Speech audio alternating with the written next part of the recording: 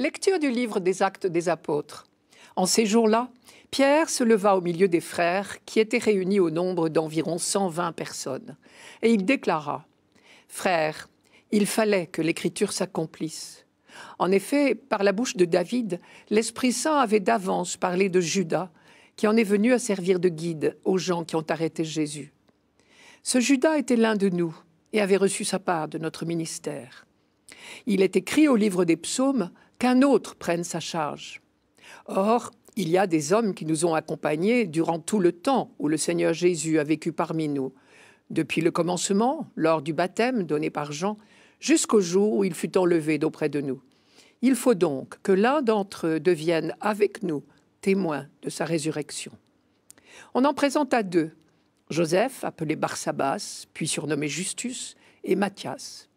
Ensuite, on fit cette prière. « Toi, Seigneur, qui connais tous les cœurs, désigne lequel des deux tu as choisi pour qu'il prenne dans le ministère apostolique la place que Judas a désertée en allant à la place qui est désormais la sienne. » On tira au sort entre eux, et le sort tomba sur Matthias, qui fut donc associé par suffrage aux 11 apôtres.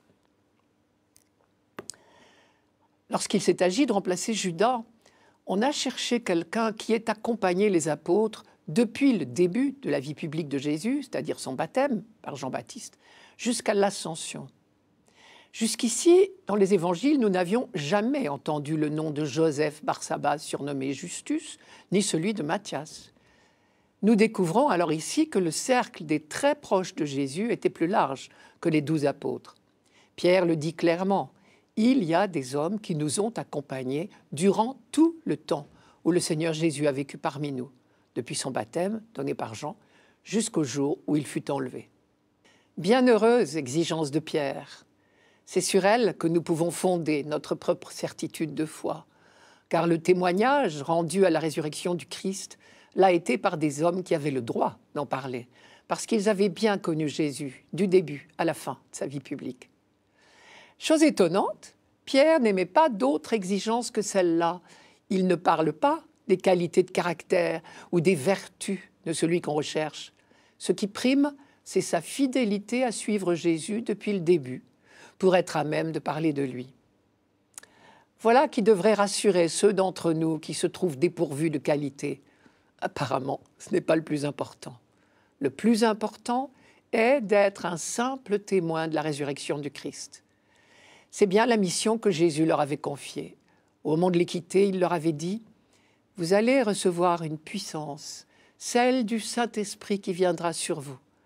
Vous serez alors mes témoins à Jérusalem, dans toute la Judée et la Samarie, et jusqu'aux extrémités de la terre. » On peut penser aussi à cette phrase de Jésus qui légitime tous nos engagements. Je vous la rappelle. « Vous me rendrez témoignage, vous qui êtes avec moi depuis le commencement. » Pierre a donc indiqué la route à suivre pour remplacer Judas, mais il ne décide pas tout seul. Cela se déroule en 3 temps. À sa demande, on présente 2 candidats. Qui désigne ce « on », le texte ne le dit pas, mais ce n'est pas Pierre en tout cas. Ensuite, l'assemblée, les 120 cités par Luc au début du texte, se met en prière. « Toi, Seigneur, qui connais le cœur de tous les hommes, montre-nous lequel des 2 tu as choisi. » Enfin, le recours au tirage au sort manifeste la place que l'on veut laisser à l'Esprit Saint dans le choix. Car dans la mentalité de l'époque, tirer au sort, c'est remettre le choix dans les mains de Dieu. Chose curieuse encore, le nom de Matthias ne sera plus jamais mentionné dans les Actes des Apôtres. Si donc Luc raconte un peu longuement son entrée dans le groupe des 12, ce n'est pas à cause de la personnalité de Matthias, mais parce que cette volonté de Pierre de reconstituer le groupe après la défection de Judas lui paraît symbolique. Est-ce parce que 12 est le nombre des tribus d'Israël? Luc ne le dit pas. Peut-être tout simplement faut-il voir là le souci de Pierre de rester fidèle aux dispositions de Jésus lui-même. Jésus avait choisi 12 apôtres. L'un des 12, Judas, abandonné, on le remplace. Je reviens sur cet abandon de Judas. Il avait pourtant reçu, comme les autres apôtres, une part du ministère. Il faisait partie des 12 choisis par Jésus après une nuit de prière. Je vous rappelle le texte de l'évangile de Luc. En ces jours-là, Jésus appela ses disciples et en choisit 12, auxquels il donna le nom d'apôtres. Simon, auquel il donna le nom de Pierre, André son frère, Jacques, Jean, Philippe, Barthélemy, Matthieu, Thomas, Jacques fils d'Alphée, Simon, qu'on appelait le Zélote, Judas fils de Jacques et Judas Iscariote, qui devint traître. Cela veut dire que même choisi par Jésus, dans un choix inspiré par l'Esprit Saint, on reste libre. Judas, choisi comme les autres, après une nuit de prière, est resté libre de trahir. Pierre a cette formule amère, Judas a déserté sa place, une place qu'il a tenue pourtant jusqu'au soir du jeudi saint. C'est au cours du repas de la Cène que Jésus a dit « Le Fils de l'homme s'en va selon ce qui a été fixé, mais malheureux cet homme par qui il est livré. » Et encore, la main de celui qui me livre se serre à table avec moi. Chez Luc, ceci se passe après le récit de l'institution de l'Eucharistie, ce qui veut dire que Judas a participé avec les autres apôtres au repas de la Nouvelle Alliance. Mais il ne faut pas s'attarder sur le passé. Il faut, dit Pierre, que sa charge passe à un autre, parce que l'urgence de la mission est telle qu'on ne peut pas laisser des places vides.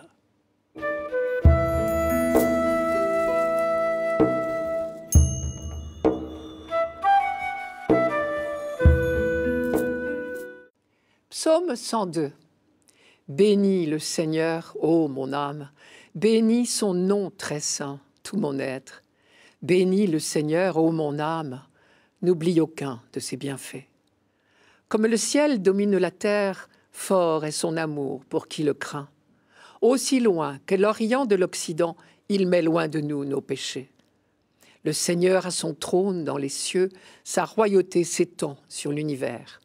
Messager du Seigneur, bénissez-le, invincible porteur de ses ordres. D'un bout à l'autre, ce psaume rayonne d'action de grâce.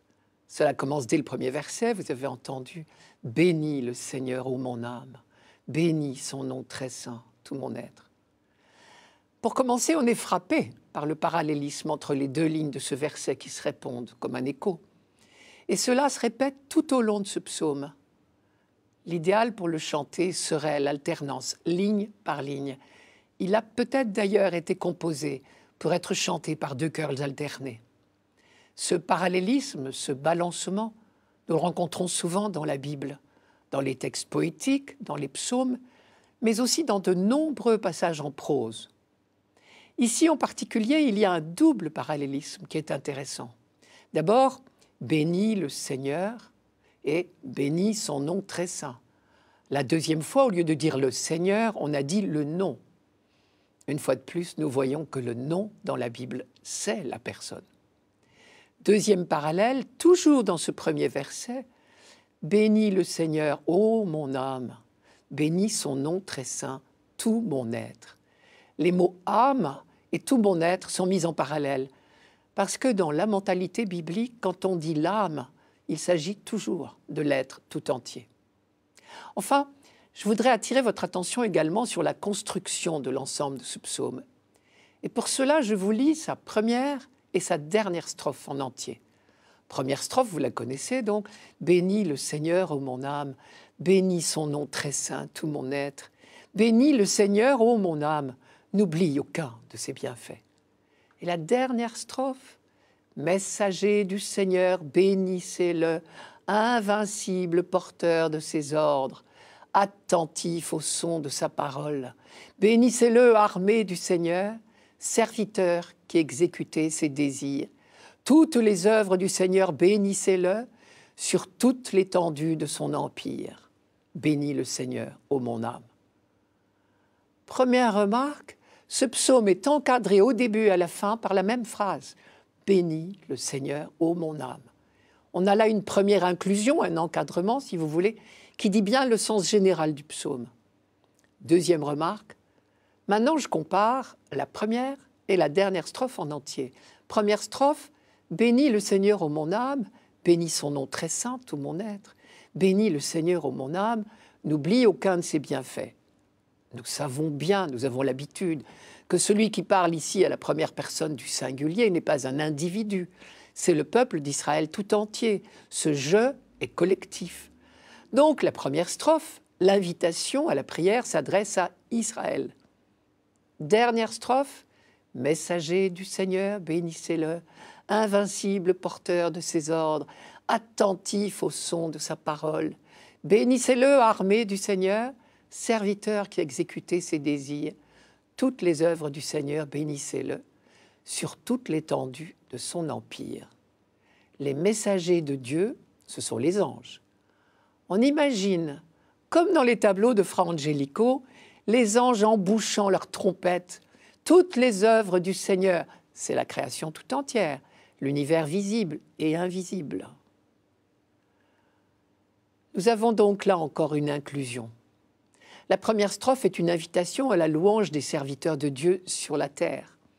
La dernière strophe est une invitation à la louange des serviteurs de Dieu dans le ciel, puis en définitive à la totalité de l'univers. Voilà de quoi nous habiller le cœur pour chanter ce psaume à notre tour. Troisième remarque sur la construction de ce psaume, la strophe du milieu, dans notre lecture d'aujourd'hui, mais aussi c'est celle qui est au centre du psaume, je vous la redonne, comme le ciel domine la terre, fort est son amour pour qui le craint. Aussi loin que l'Orient de l'Occident, il met loin de nous nos péchés. Cette phrase est au centre du psaume, comme elle est au centre de la foi d'Israël, de sa merveilleuse découverte du vrai visage de Dieu. Un Dieu dont nous n'avons rien à craindre, parce qu'il nous aime sans cesse et nous pardonne, parce que sans cesse il met loin de nous nos péchés. La crainte a définitivement changé de signification. Elle est devenue simple obéissance confiante, comme celle de l'enfant. Je reviens sur les mots Orient et Occident. Pour la mentalité biblique, ils sont bien les points cardinaux de la géographie, mais pas seulement. Parce que c'est à l'est que le soleil se lève, l'Orient évoque la lumière, et particulièrement celle de la vérité. Le mot « orienté » vient de là. Et par contraste, l'Occident évoque l'erreur et le péché. Dans la phrase « Aussi loin que l'Orient de l'Occident, il met loin de nous nos péchés », on entend cette distance qui sépare la lumière des ténèbres, la vérité de l'erreur. Loin, loin de nos erreurs passées, Dieu nous attire vers sa lumière et sa vérité. Et désormais, ce qui est au centre de l'action de grâce d'Israël, c'est le pardon sans cesse renouvelé de Dieu. En définitive, la seule vraie conversion qui nous est demandée, c'est de croire que Dieu est amour. Pour terminer, vous savez que cette symbolique de l'Orient et l'Occident se retrouvait dans la liturgie du baptême des premiers siècles. Les baptisés se tournaient vers l'Occident pour renoncer au mal, puis ils faisaient demi-tour sur place pour bien signifier que désormais, ils tournaient résolument le dos à l'erreur. Et ils se tournaient alors vers l'Orient, d'où vient la lumière, pour prononcer leur profession de foi. Et ensuite, ils entraient dans le baptistère.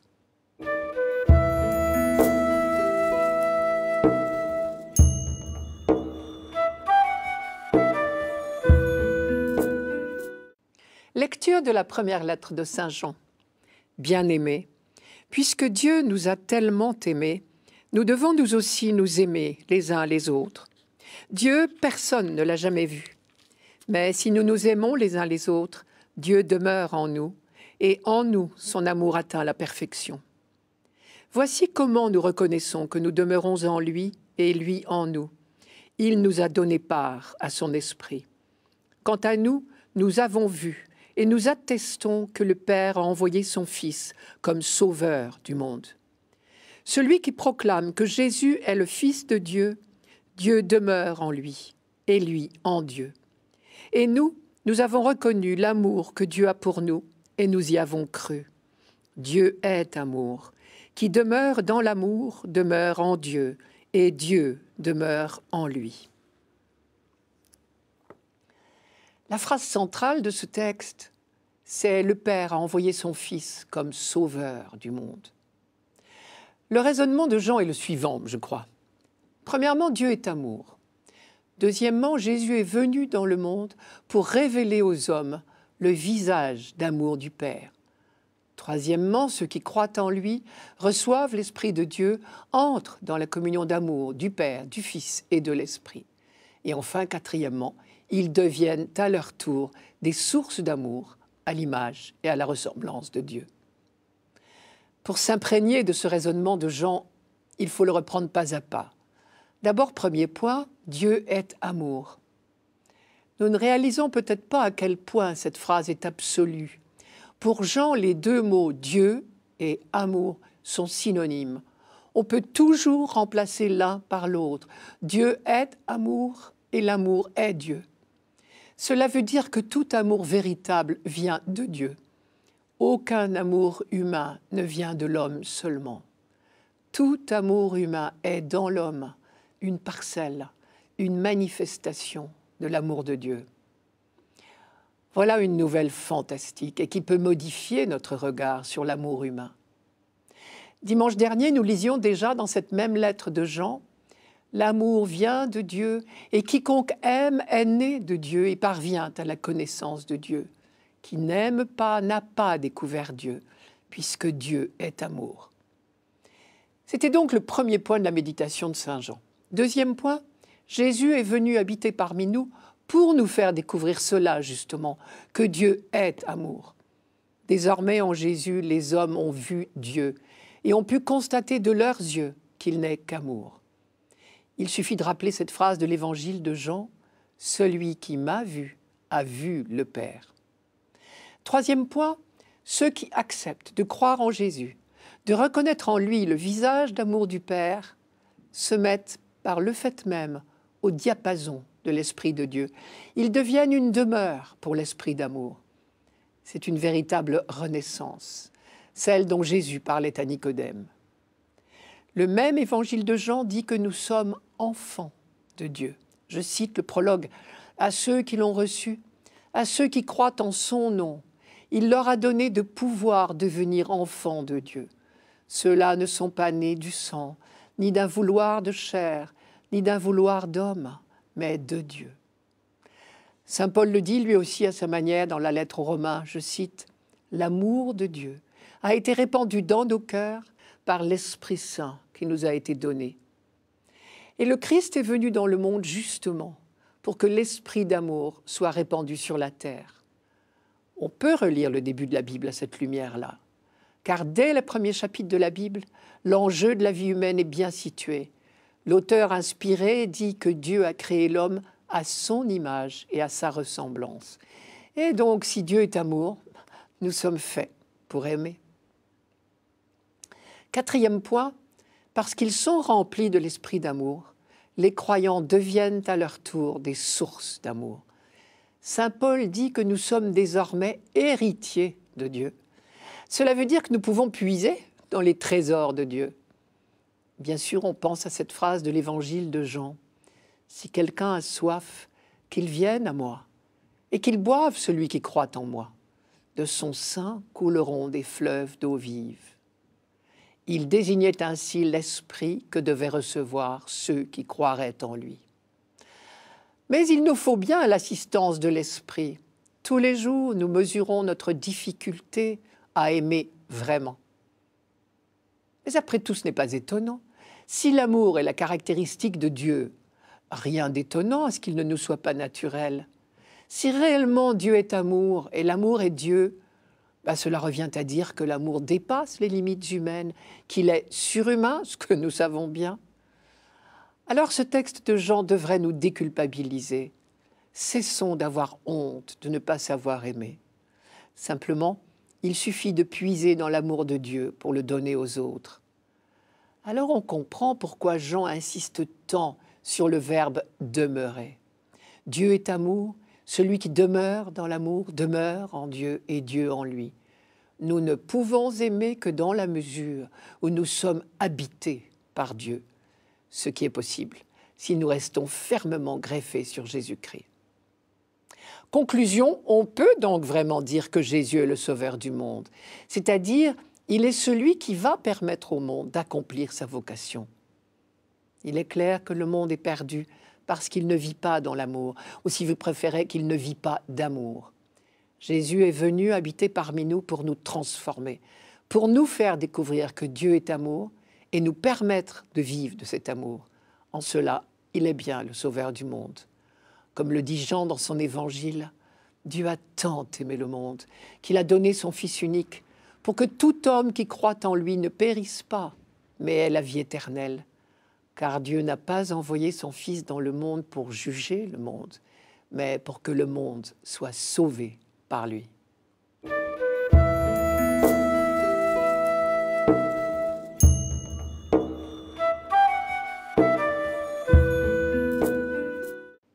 Évangile de Jésus-Christ selon saint Jean. En ce temps-là, les yeux levés au ciel, Jésus priait ainsi. Père saint, garde mes disciples unis dans ton nom, le nom que tu m'as donné, pour qu'ils soient un comme nous-mêmes. Quand j'étais avec eux, je les gardais unis dans ton nom, le nom que tu m'as donné. J'ai veillé sur eux, et aucun ne s'est perdu, sauf celui qui s'en va à sa perte, de sorte que l'Écriture soit accomplie. Et maintenant que je viens à toi, je parle ainsi dans le monde, pour qu'ils aient en eux ma joie, et qu'ils en soient comblés. Moi, je leur ai donné ta parole, et le monde les a pris en haine, parce qu'ils n'appartiennent pas au monde, de même que moi, je n'appartiens pas au monde. Je ne prie pas pour que tu les retires du monde, mais pour que tu les gardes du mauvais. Ils n'appartiennent pas au monde, de même que moi, je n'appartiens pas au monde. Sanctifie-les dans la vérité, ta parole est vérité. De même que tu m'as envoyé dans le monde, moi aussi, je les ai envoyés dans le monde.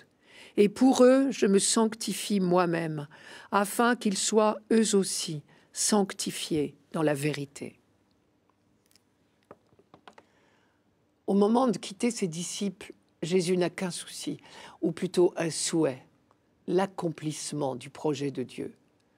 Ce projet de Dieu, c'est que le monde créé tout entier devienne lieu d'amour et de vérité.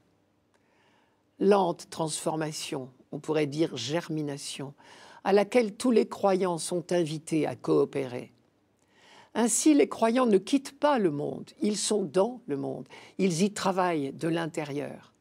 Mais s'ils veulent le transformer, cela veut dire qu'ils savent en permanence rester libres, se maintenir à distance des conduites du monde qui ne sont pas conformes au mode de vie du royaume qu'ils veulent instaurer.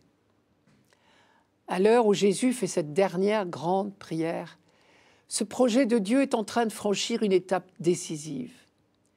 Lui, Jésus, sait bien que son destin est scellé. Et curieusement, il ne prie pas pour lui-même. Il prie pour ceux à qui il passe le relais. De même que tu m'as envoyé dans le monde, moi aussi, je les ai envoyés dans le monde. Une seule chose compte à ses yeux, que le monde soit sauvé. C'est une constante dans toute l'histoire biblique. Depuis Abraham, en passant par Moïse et par tous les prophètes, chaque fois qu'un homme ou un groupe, aussi bien le peuple d'Israël, est choisi par Dieu, ce n'est jamais pour son propre bénéfice solitaire. C'est toujours pour être envoyé en mission au service des autres. Et l'Église, à son tour, celle qui commence fragilement son existence le soir du jeudi saint autour de Jésus, et tout autant celle d'aujourd'hui, n'a pas d'autre raison d'exister que sa mission dans le monde. Dans cette grande prière de Jésus pour ses disciples, 3 mots reviennent sans cesse, qui sont les 3 maîtres mots de notre mission désormais. Fidélité, unité, vérité. Premièrement, la fidélité. Père saint, garde mes disciples unis dans ton nom, le nom que tu m'as donné. Quand j'étais avec eux, je les gardais unis dans ton nom, le nom que tu m'as donné. Cette fidélité pour Jésus consistait à être parmi les hommes le reflet fidèle du Père. Désormais, en l'absence de Jésus, ce sont les croyants qui sont appelés à être les fidèles reflets du Père. Deuxième maître mot, unité. Garde-les pour qu'ils soient un comme nous-mêmes. Et nous avons tous en tête, bien sûr, la phrase qui suit tout de suite dans le texte d'aujourd'hui. Que tous soient un comme toi, Père, tu es en moi, et que je suis en toi, qu'ils soient en nous eux aussi, afin que le monde croie que tu m'as envoyé. Ce qui veut dire que l'unité n'est pas un but en soi. Nous n'avons pas à la rechercher pour elle-même. L'objectif, ce n'est pas l'unité d'abord, c'est que le monde croie. Nos divisions, nos querelles mangent nos énergies et sont un contre-témoignage scandaleux. Comment être témoin dans le monde de la Trinité d'amour si tous ceux qui invoquent la Trinité ne s'aiment pas entre eux? En revanche, si l'objectif commun de tous les croyants était que le monde croie, cet objectif commun serait le meilleur chemin de notre unité. Rien de tel pour se découvrir frères que d'avoir un projet commun au service des autres. Troisième maître mot de la mission que nous confie Jésus, la vérité. Sanctifie-les dans la vérité, ta parole est vérité. Au début de l'histoire biblique, le mot « sanctifier » signifiait mettre à part, retirer du monde. Désormais, avec l'incarnation du Christ, le mot « sanctifier » a changé de sens. Il signifie participer à la sainteté de Dieu. Et cela est accordé aux croyants, non pas pour qu'ils désertent le monde, mais pour qu'ils l'habitent à la manière de Dieu. Cette participation à la sainteté de Dieu est le fruit en nous de la parole de vérité. Nous ne croyons peut-être pas assez à l'efficacité de la parole de Dieu, et bien souvent, nous lui substituons nos propres paroles. Erreur. La parole de Dieu est vérité. La nôtre n'est qu'approximation, balbutiement, quand elle n'est pas défiguration, du tout autre que nos pauvres mots ne peuvent pas dire. Enfin, au centre de ce passage très solennel et si dense, Jésus parle de joie. Au moment même où il prévoit les affrontements inévitables, les disciples seront persécutés comme le Maître. Je leur ai fait don de ta parole et le monde les a pris en haine. Eh bien, au moment d'affronter pour lui-même les heures terribles, il parle quand même de joie. Il ose dire « Maintenant que je viens à toi, je parle ainsi en ce monde pour qu'ils aient en eux ma joie et qu'ils en soient comblés. »